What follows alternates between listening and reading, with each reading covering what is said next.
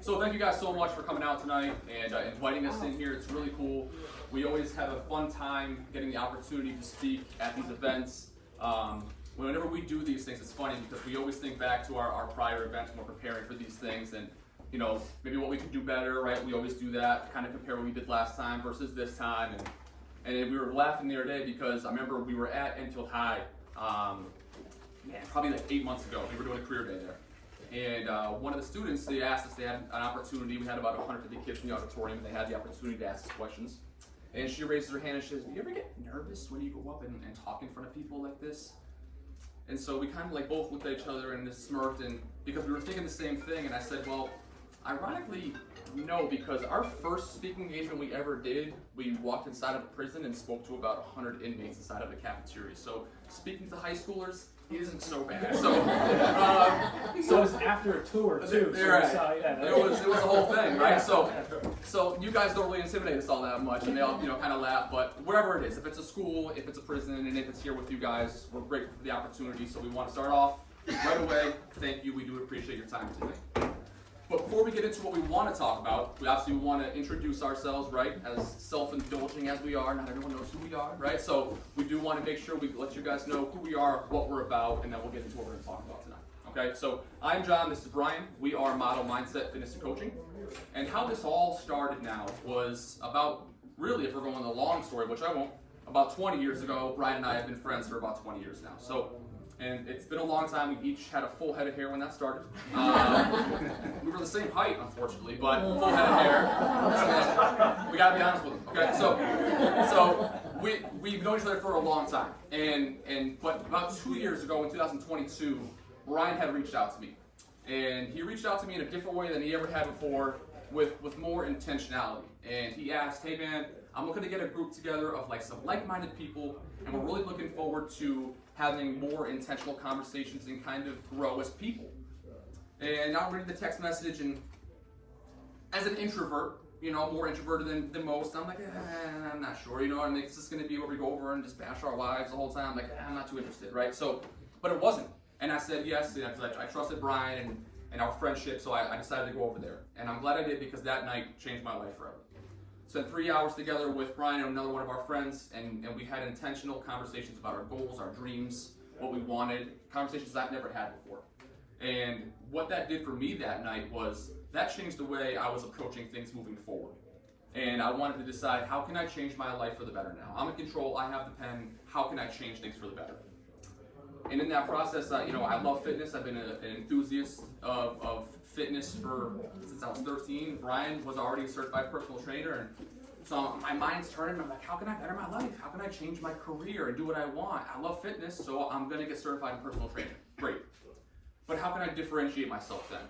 And then it was, well, I'll have a podcast. While I'm going through this process, I'll interview my clients, and it'll be like audio testimonials, and I'll be able to flourish my business all in my head, right? I know a podcast is very original.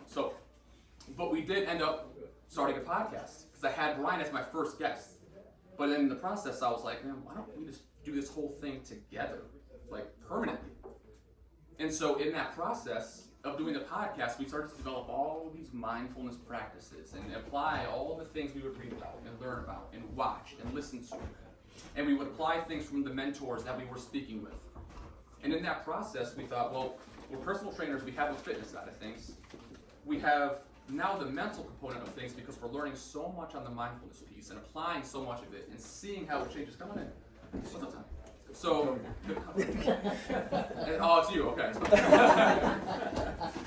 So how can we combine these things? And that's where we decided that we're going to start our business of Model Mindset Fitness and Coaching. And in that process, we had all these tools. Like any business, where's your client base? Who are you applying it to? And so we looked inside of our own homes, because Brian's wife has been an educator in South Windsor for 20 years now. My wife writes curriculum. She's an director of education for an ECE nationally, so she writes curriculum for all these schools. But we've seen the stresses that go on in that field, and especially post-COVID, it's a different field, and it's a different playing field now for these teachers. And we had these tools that we thought we could change something for them. So we created the Self-Educare program, which was a self-care and stress management program designed to help these teachers in these schools. And we've had great success with it. We've worked with public schools, private schools, charter schools, all these schools, and it's worked out so well that we had a early childhood education center reach out to us and say, hey, we heard about what you guys are doing. Would you mind running a wellness program for us and being our wellness coaches? We were like, thought of that? Yeah, absolutely, we would love to. And here we are now, and we have our reach go across the country inside of these schools. We have programs that we implement inside of these schools, and we're really proud of it. And how that leads us here with you guys today is, like I said, we speak in multiple places, and that's part of our business, but the whole process has been an evolution from the beginning in 2022 to where we are now. And that evolution is based off of us just trying to get happier. That was our goal the whole time.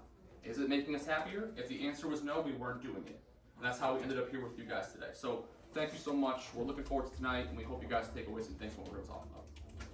And a part of everything that we do, every speaking engagement, every time we interact with schools, we like to have the audience engage with us.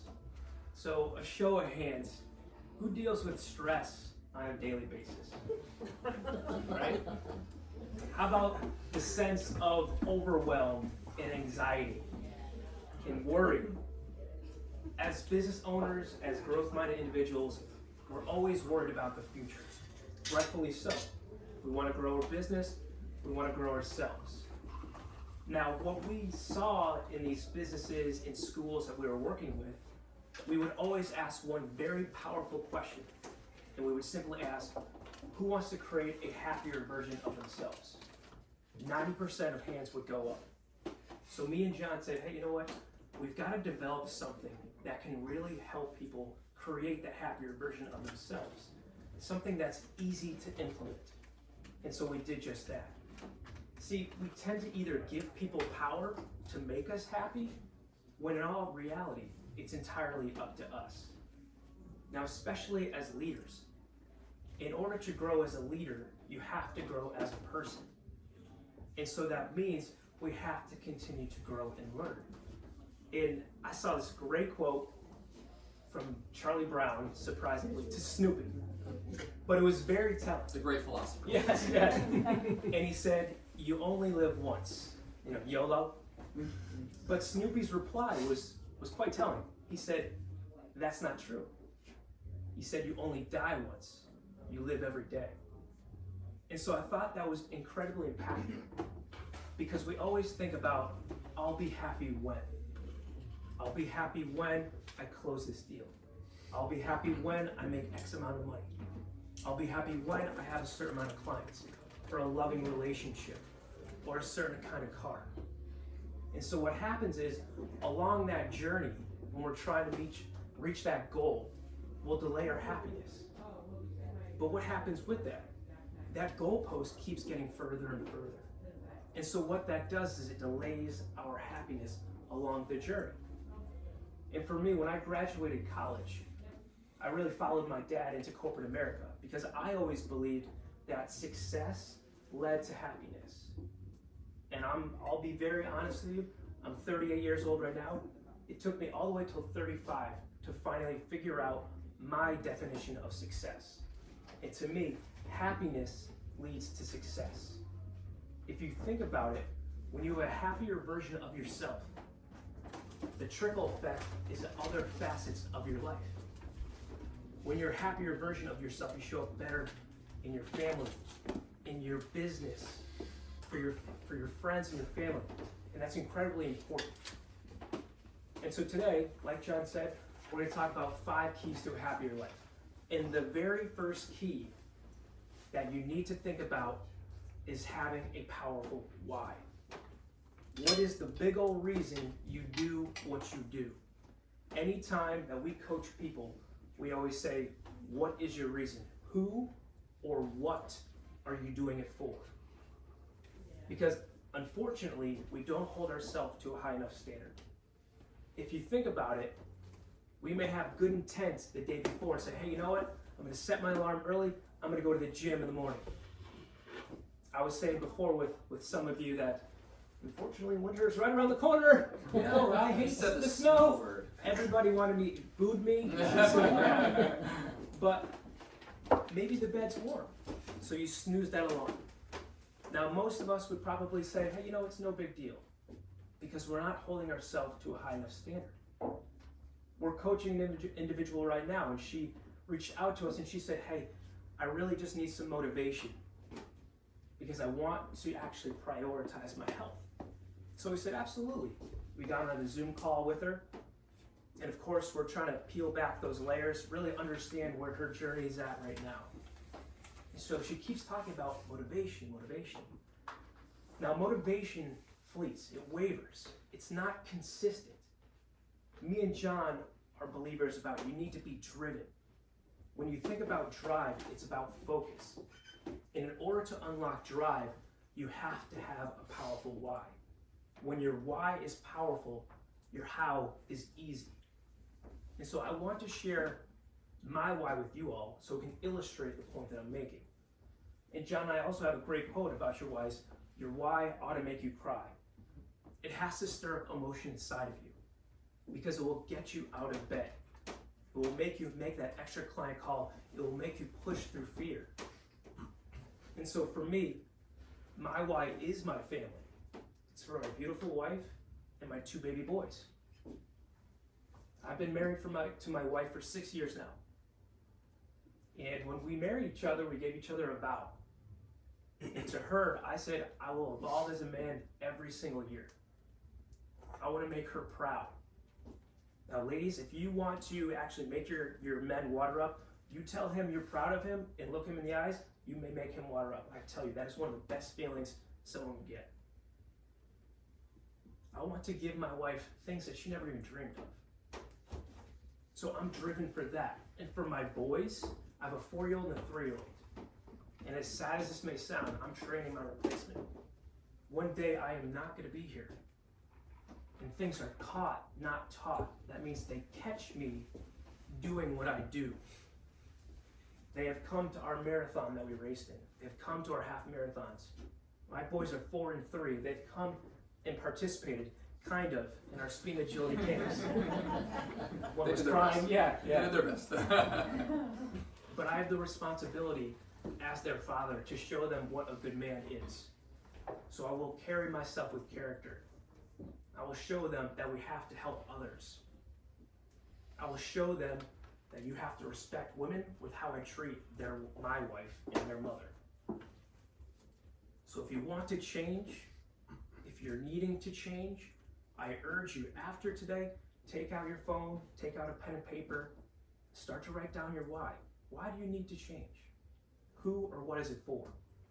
And if it stirs up emotion inside of you, that is a sign that you have found your why. And that's Brian's why, right? That his why is based out of making futuristic plans for his boys and his wife out of love, out of what he sees for all of them in the future. And that's how he built his. And it's not one size fits all, guys. That's not how it is here with your why. Okay, your why will differentiate to fit how you feel and what works best for you, right? And as weird as it may sound, like my why is based out of more pain. And then you may hear that and you go, okay, weirdo. But in all reality, it's based off of, in 2017, my father passed away from cancer, okay? And at that time, and from that point to now, and anyone who's been affected by a lost family member or friend, you know this. I call it the empty chair why.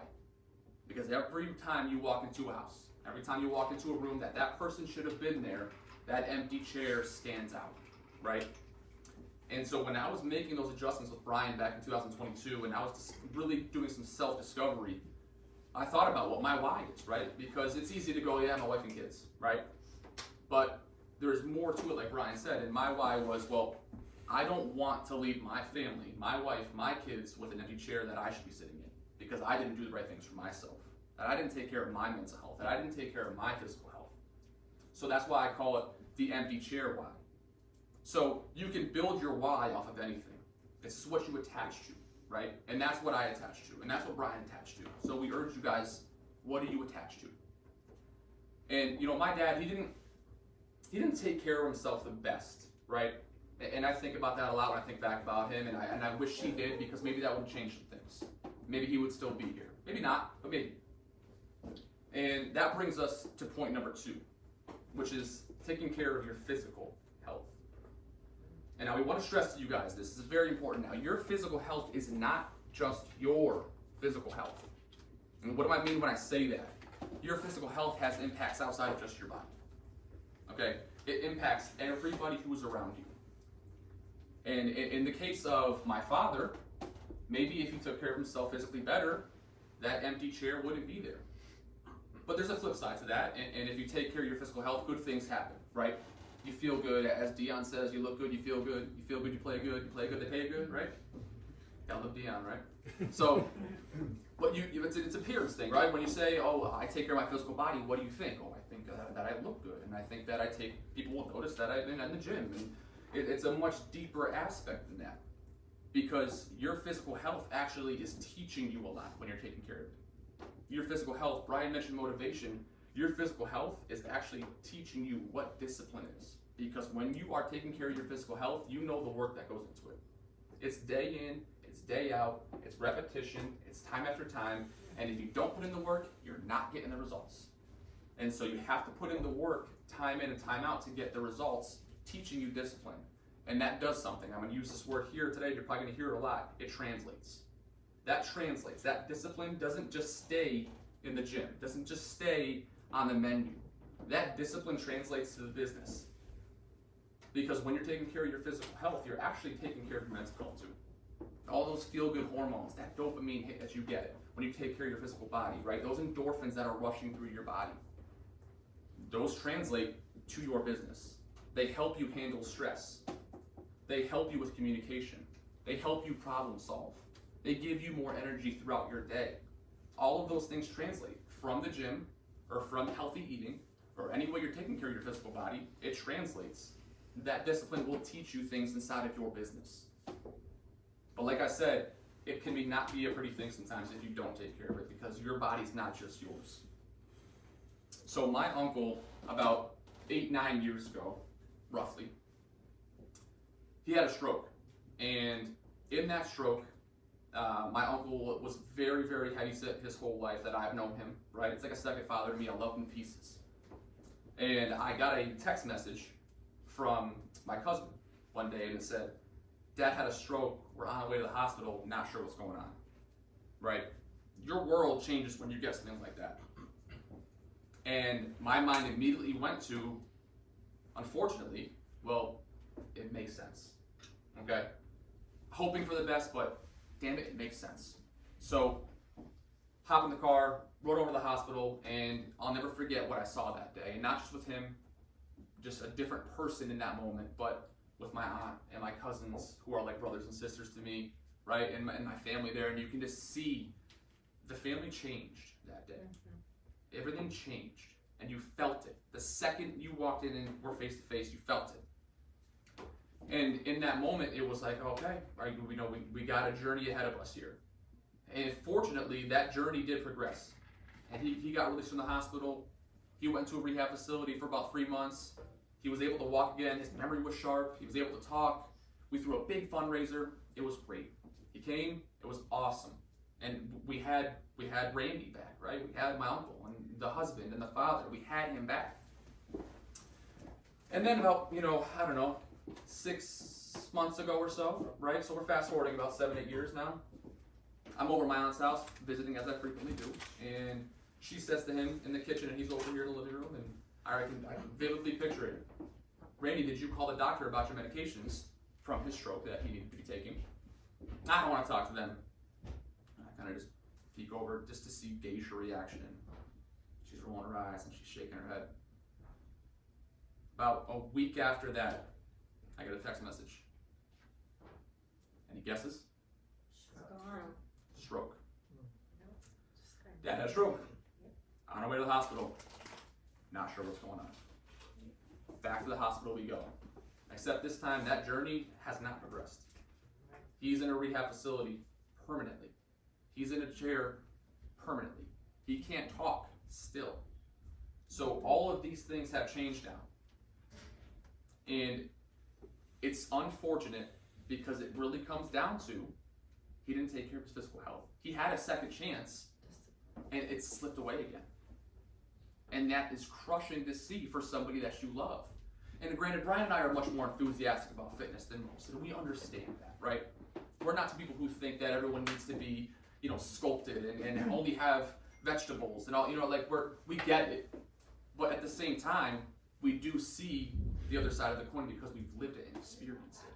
So that's what I mean when I say, guys, your body, not just your body, it affects everybody. Because now, my uncle doesn't see his wife like he should. He doesn't get to see his grandchild grow up right now. He doesn't get to see all of his family because his time is spent in a rehab facility where he's not communicative in a chair. So it really, really can impact and shape not just your life, but others. But don't focus on the negative of it. Go back to what we talked about and focus on the positive of it. If you take care of your physical body, you're taking care of your mind, which is taking care of your family and taking care of your business. And that's what it comes down to. Yeah, and with that, it's persistency, it's resiliency, it's building confidence, right? Focus, positive energy. That's what you get when you look after your physical health. You get to show up to your business, your family, in a better mood, right? Yes, we are fitness enthusiasts, but it's always something that we cover with all of our teachers. And one of the number one excuses that we'll hear is a lack of time. And unfortunately, it's something that you have to prioritize. You have to make time for it. And it's either you make time for your wellness now or you make time for your illness later. And I'm sorry to be so blunt about it, but we really need to make sure that we take care of our physical health so that we can be in this life much longer for the people that we love. And the third key that we want to talk about today is mindfulness. We talked about stress and overwhelm, anxiety. What are some of the outlets that we may have? I'm huge into meditation. And when I bring that up, people are like, I can't do that. I'm focusing on over here. I have to do this. But this is the thing about meditation. It helps you focus. I just started off with 1 minute meditation for 2 days a week. My mind was everywhere. But finally, after 2 days a week, after a minute, I now meditate Monday through Friday for just 5 minutes. I have a 4-year-old and a 3-year-old. Let me tell you, I meditate in the morning because when I go upstairs, trying to get those 2 boys ready for daycare is like trying to herd cattle. But I love it. But with mindfulness, it helps you control your thoughts. You control your thoughts rather than your thoughts controlling you. It's a healthier outlet. Now, I love this kind of thermostat example. Now, a thermostat, you can raise and lower the temperature in a room. Now, I asked how you show up to either your family or your business. Now, if you're stressed, if you're anxious, if you're overwhelmed, if you're worried, picture how you show up to work or to your family. We're firm believers in energy. We're very mindful we need to bring energy today. We need to bring positivity today.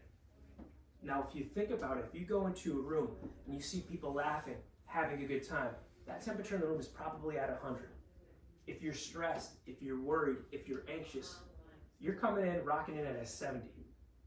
No matter what, like a thermostat, the temperature in the room will level off. So those people that are at 100, they may come down and you guys may level off. Now, as leaders, I'm firm believers in that we need to lead by example. We need to be rocking and rolling at 100. They need to raise their temperature to us, everybody that we're working with. Even as parents, we got to raise our. It's very difficult. Sometimes I want to take my kids and just put a free sign next to them, but it's okay. It's okay. But we even have to raise our temperature with our family, just to get them to show up better. And so, I talked about meditation, even a simple breath work practice. Breathe in through your nose 4 seconds, hold for 7 seconds, then exhale 8 seconds for 3 breath cycles. That allows you to focus, shift your focus to the breath. Calms your body, it calms your mind. A gratitude practice, something so simple and so fast, can have a profound effect. And the beautiful thing about gratitude is it can be big or small. And you can simply just close your eyes and put your hands on your heart and just think about 3 things that you have in your life to be grateful for. Everybody has something in their life to be grateful for. But typically, when we wake up, we have ants, which is automatic negative thoughts. And they're just on replay and replay and replay.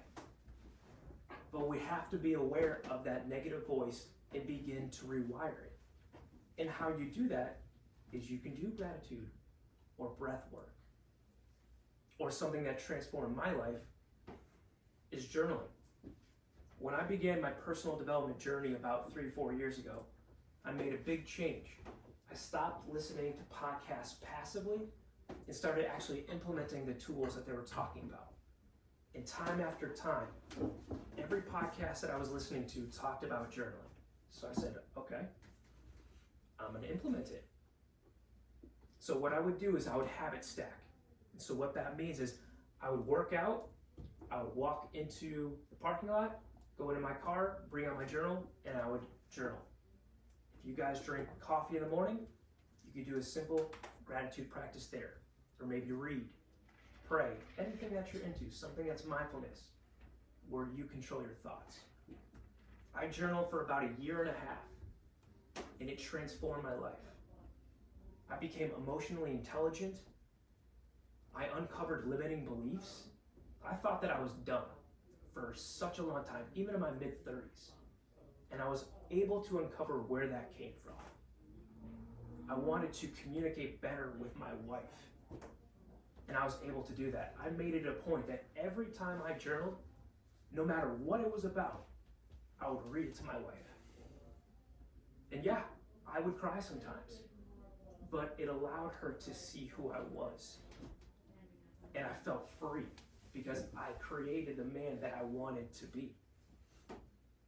And as men, we often see vulnerability as weakness. But vulnerability to me has changed. It's courage and bravery. I'm able to be the man that I want to be. If I get emotional, I don't care. It's who I am. This is who I am. But for a long time, I couldn't do that. So I encourage you, when I bring up the thermostat, understand and bring awareness how you're showing up into rooms. Are you raising the temperature or are you lowering it? Implementing mindfulness practices, whether it be in the morning, a simple breath work, can really do wonders to lowering that stress, anxiety, and you can even implement in your business. Like, think about this. Every morning, you write down one thing that you're grateful for. Then somebody else in your business writes down something they're grateful for. That's reforming the culture in your business, bringing it up. Right then, you're already raising the temperature in the room. And there's a great quote I heard today when we talk about gratitude. I'm trying not to butcher it because I just heard it for the first time, but it said, if you don't speak the language of gratitude, if you don't understand the language of gratitude, you'll never be on speaking terms with happiness. I thought that was a really, really cool quote. Certainly pertains to what we're talking about here, and all the things Brian mentioned inside those mindfulness practices that we implement inside of our programs that we do. We stress one thing to our clients because they'll ask us sometimes and they'll say, all right, so you're talking about journaling and all these different things. Well, how long do I have to do it, right? Because instant gratification, everybody wants things now, and we understand that. So how long have I got to do it? It's like, well, forever. Yeah, sorry. But it's true because you really do have to practice it. That's why I call it a mindfulness practice, okay? And what we call it is in maintenance, right? We're always doing our maintenance. When we're not doing something, we're doing our maintenance. And mindfulness practice is part of that maintenance. And so when our clients ask us about that, we tell them, listen, it takes time, it takes energy, and it takes effort, and that's what you got to put into it.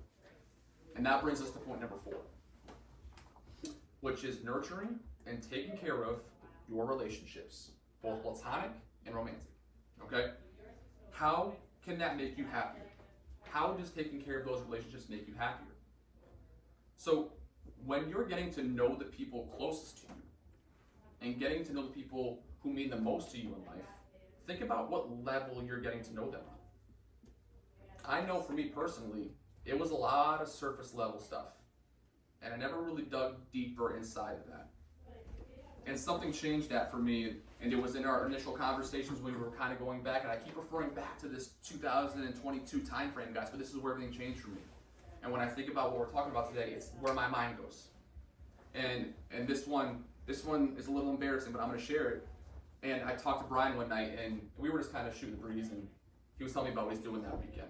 And he's like, "Hey, Val and I," who's his wife, he said, we're going out this Saturday night, and we're going out to dinner." And I said, "Oh, yeah, without the boys." And he's telling me this whole thing about his date night, no kids, going out to eat, a hot meal. Who'd have thought? What's a hot meal, right? So I'm like, well, wow. And so, but once he said that, I can't imagine what he saw on my face. My jaw probably hit the floor. And he's still talking. At this point, I'm not listening anymore, because all I heard was, "You're going on a date with your wife and you leave the kids behind?" And so he's talking, and I'm just sitting there staring at him like a maniac probably. And so he finishes up, and I'm like, "So wait a minute. You go on a date with your wife without the kids?" And he's like, "Well, yeah."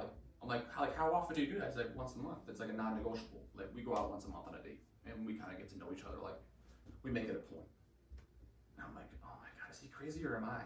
So, but I realized at that time, "John, you are not even doing anything close to that right now." And I thought I had, and I did, don't get me wrong, I thought I had a great marriage, right? And I'm approaching 10 years with my wife here in a few weeks, and I only feel sorry for her, I know. And, but in that time frame, I'm thinking, all right, well, take action, right? That's the premise of everything we talk about and do is, what's the solution? Take action. You're never going to regret just taking action on something, right? So I took action on it, and I set up a date with my wife, made reservations. I even got her an outfit, right? Like, I'm making this a thing. I text BG. I'm like, "Hey man, like, going on a date with the wife this Saturday." Super proud. He's like, "Attaboy," right? I got like a proud papa over here for going on a date. And it may sound simple, right? But at that point, I've been married to my wife for about 8 years. And I tell you what, I thought I knew my wife, and I learned more about her that night than I probably did in the past 8 years. It was great. She's getting her doctorate right now, right? And so I knew she was getting her doctorate, right? But I had no idea what she wanted to do with it. And I'm finding out, hey, she wants to go to a university and teach. She wants to write a book.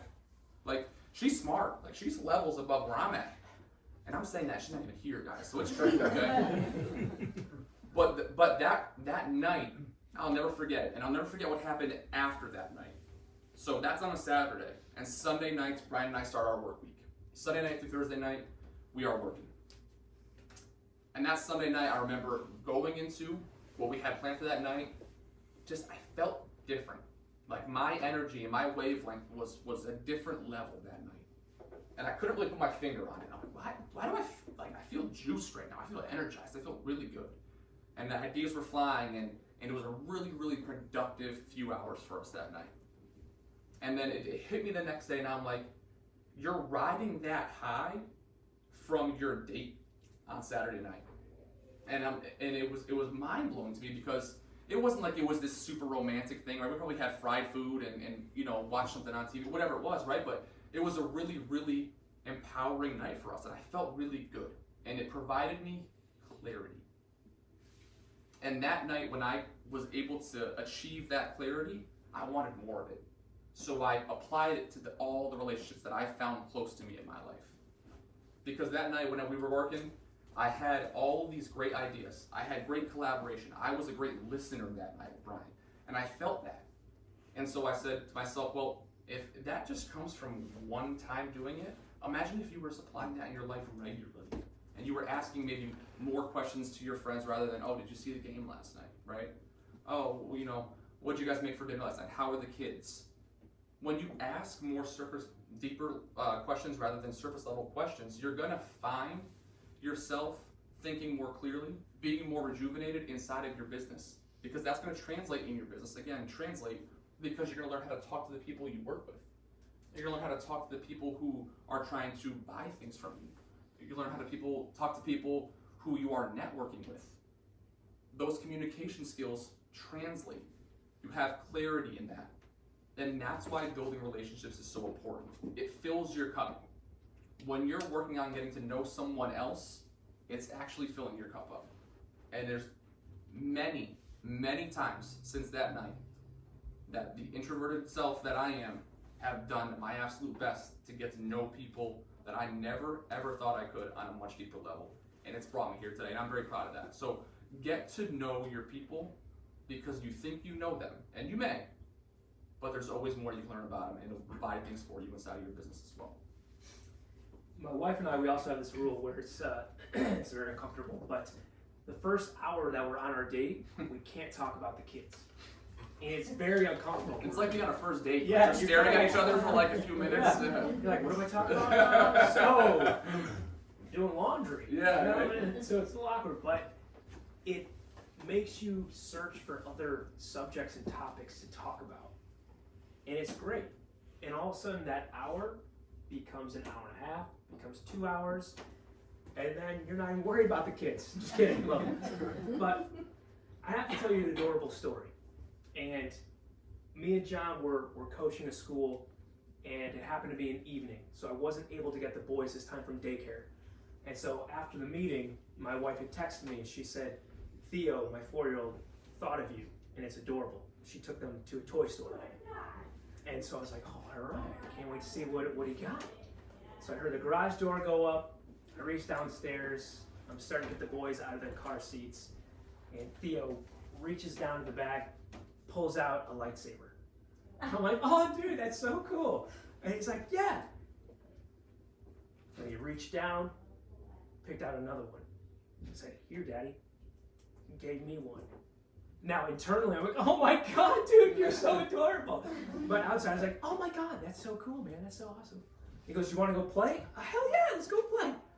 So we go inside, I'm running around with him, we're playing swords, we're chasing my 3-year-old, he's screaming, he's crying, I mean, he's scared. So he's grabbed my wife's leg, and he's just petrified. He was adorable, but kind of he's scared. But it taught me something very valuable.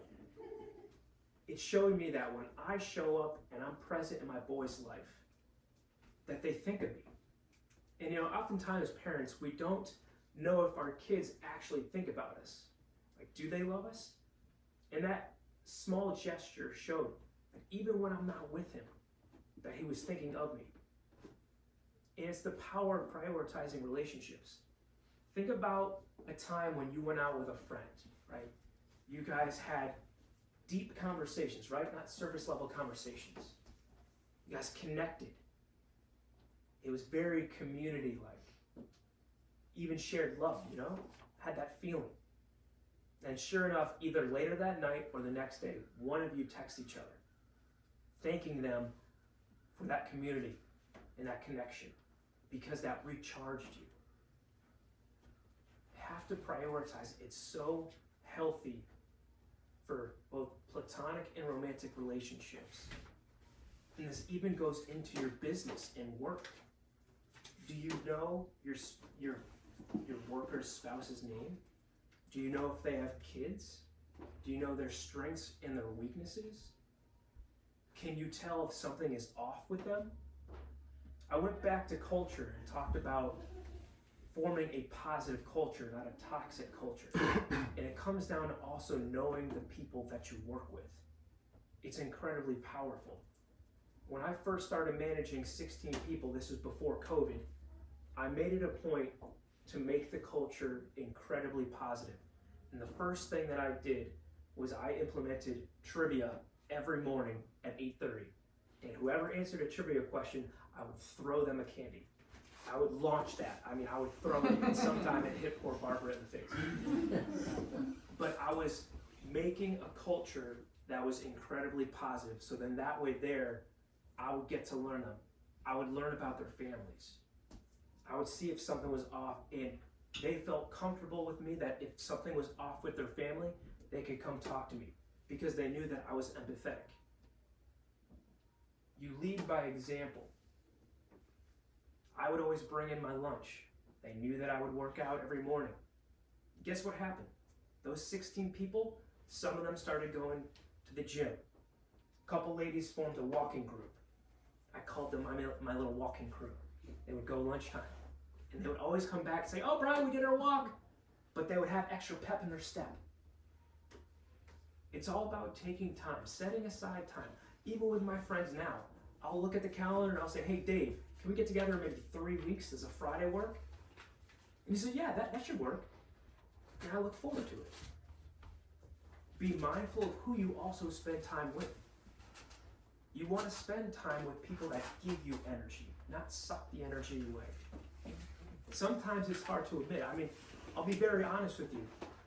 Me and my best friend, we don't see each other as much. And when we did, I noticed there was a difference in energy. I felt like it was more, he was draining the energy from me. I felt like I wasn't my authentic self. Now when I'm around this man, I can be myself. I flourish. If you feel like your energy's off, if you feel uncomfortable, be selective with who you spend your time with. Now the fifth and final key to a happier life, drum roll please. $1 million. Good. It's not that. No. Sorry, guys. Is purpose. The meaning of life is to discover your gift. The purpose of life is to give it away. If you want to be happy, become helpful. Think about how we feel when we help someone else.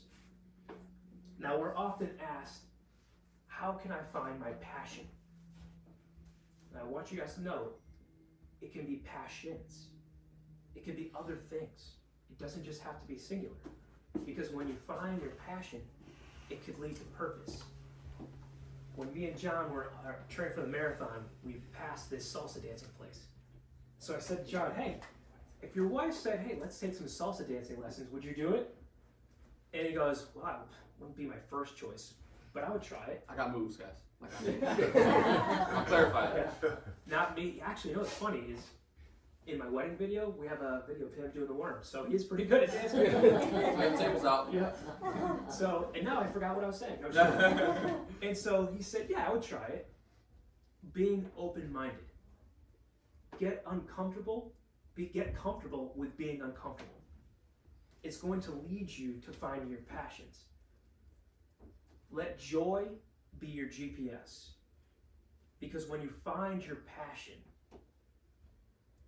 understand how you could use that to help other people. Because that will lead to purpose. And John and I don't talk about this much.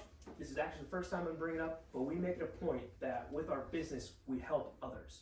So every Thanksgiving, we feed families in South Windsor.